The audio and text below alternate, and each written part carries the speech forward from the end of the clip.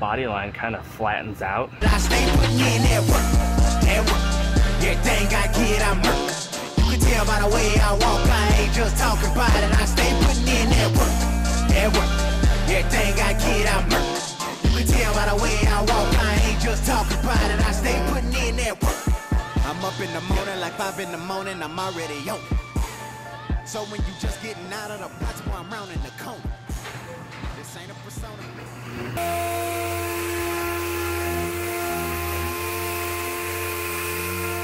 Previously on Inside the Body Shop. I have an Infiniti here. This rear door, it's an aluminum door, and I'm gonna do some glue pulls. I'm gonna try to glue a tab right here and a tab over here.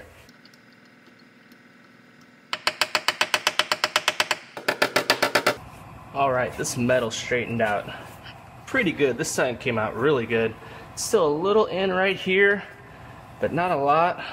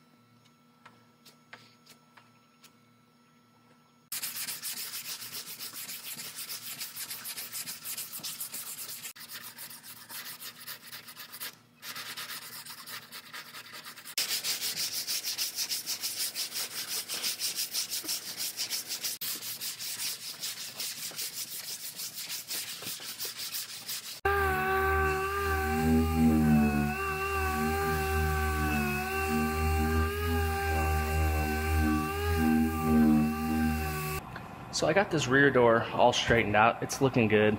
I fit up the front door to make sure it lined up with the rear door there and line up with the fender, got it all adjusted and fitting right.